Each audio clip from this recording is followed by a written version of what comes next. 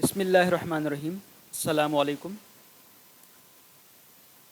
Dear students, आज हम देखेंगे कि पीएलसी की वायरिंग कैसे की जाती है, वायरिंग डायग्राम क्या है और इसकी वायरिंग के कौन कौन से तरीके हो सकते हैं।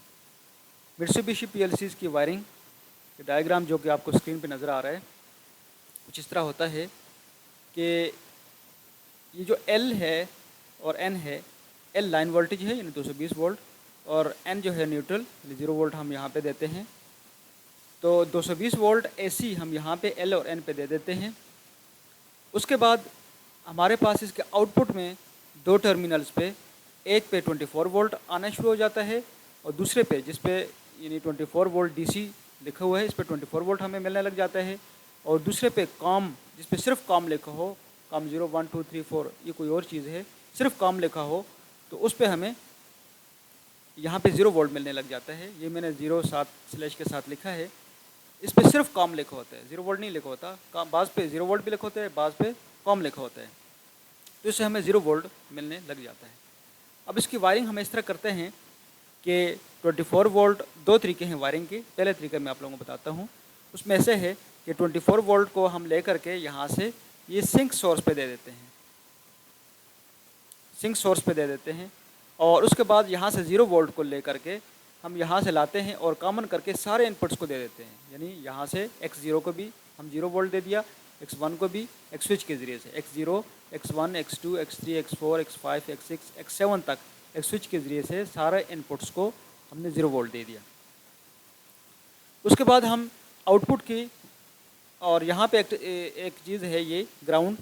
बाज़ जगह पे हाई वोल्टेजेस पे जहाँ पे हम काम कर रहे होते हैं वहाँ पे पीएलसी को ग्राउंड करना भी ज़रूरी होता है।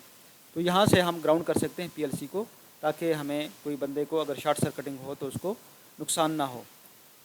उसके बाद हम आउटपुट की वायरिंग की तरफ चलते हैं। आउटपुट में वायरिंग इस तरह होती है कि हमारे पास 24 वोल्ट को लेकर के हम तमाम कॉम यानी com 0, com 1, com 2, com 3, com 4, com 5, com 6, आगे कॉम 7 तक जितने भी आउटपुट मौजूद हैं सबको हम 24 वोल्ट कॉमन करके दे देते हैं।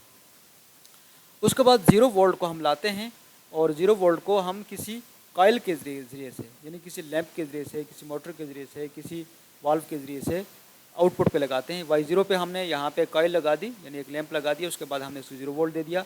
y1 पे भी हमने कोई आउटपुट लगा दी, जो भी चीज़ हम रन करना चाहते हैं, बल्ब है, लाइट है, मोटर है, वाल्व है, कोई चीज़ है, वो हमने कॉइल लगा दी और उसके बाद हमने यहाँ पे इसको इसके साथ 0 वोल्ट दे दिया। इसी तरीके से y2 को भी हम कॉइल के ज़रिए y3, y4, y5, y6, y7 तक जितने भी आउटपुट हैं इन सबको हम एक कॉइल के ज़रिए से कॉमन करके यहाँ पे दे देते हैं।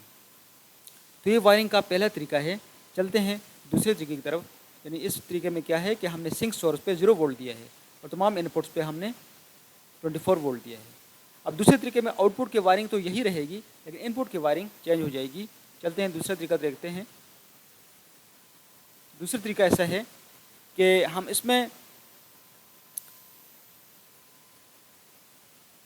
यानी इसमें क्या है कि हमने इनपुट पे यानी ये यहाँ से ये देखें 24 वोल्ट को हमने ला करके 24 वोल्ट को हमने लाया है और ये कॉमन करके तमाम इनपुट्स को दे दिया है। 24 वोल्ट को ला करके कॉमन करके तमाम इनपुट्स को दे दिया है। x0, x1, x2, x3, x4, x5, x6, x7 तक तमाम इनपुट्स को 24 वोल्ट हमने दे दिया है। पिछले केस में पहली वायरिंग का जो तरीका था उसमें हमने यहाँ पे 0 वोल्ट दिया था, इसमें हमने 24 वोल्ट दिया है। और इसी तरीके से 0 वोल्ट को ला करके हम यहाँ पे सिंक सोर्स पे दे देते हैं। पिछली वायरिंग के केस में हमने सिंक सोर्स पे 24 वोल्ट दिया था। तो यहाँ पे सिर्फ डिफरेंस ये है कि सिंक सोर्स पे हम एक केस में 0 वोल्ट दे सकते हैं, एक केस में 24 वोल्ट दे सकते हैं, और ऊपरी वाले जो इनपुट्स हैं इनको भी हम 0 वोल्ट या 24 वोल्ट दे सकते हैं। आउटपुट की wiring same as it is रहेगी, यानी 24 वोल्ट कॉमन करके तमाम कॉम 0 कॉम को दे दिया, com 0, com 1, com 2 up to com 7 तक सबको दे दिया। और उसके बाद हमने 0 वोल्ट को कॉमन करके किसी कॉइल के ज़रिए से तमाम आउटपुट्स को दे दिया, y0 को, y1 को, y2 को, y3 को अप टू y7 को। इसी तरीके से बाज़ पीएलसीज़ में हमारे पास इनपुट और आउटपुट एक सीध में नहीं होती, यानी इस तरह लगी होती हैं। जिस तरह यहाँ पे हमें डायग्राम नज़र आ रहा है, इसके लिए हमारे पास एल लाइन की वोल्टेज यहाँ पे है, न्यूट्रल यहाँ पे है, पोटेंशियल अर्थ जो है वो यहाँ पे है, और उसके बाद इनपुट जो है, इनपुट x1 यहाँ पे है, x2 यानी इसको लेट सपोज S1 इसने लिखा है, इसको हम अगर x1 कह दें तो ये S1 जो है ना x1 होगा यहाँ पे है, और इसको हम x2 कह दें तो ये हमारे पास ये ऊपर वाली रो में है।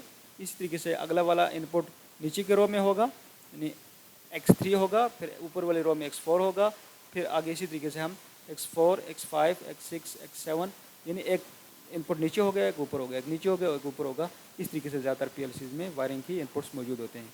इस तरीके से आउटपुट में भी हमारे पास एक आउटपुट का टर्मिनल होता है 24 वोल्ट का, और एक 0 वोल्ट का टर्मिनल होता है, और बाकी जो आउटपुट्स होते हैं एक नीचे से लिए जाता है, एक ऊपर से। यानी Y0 लेट सपोज हमारे पास यहाँ पे है तो Y1 हमारे पास यहाँ पे नीचे होगा,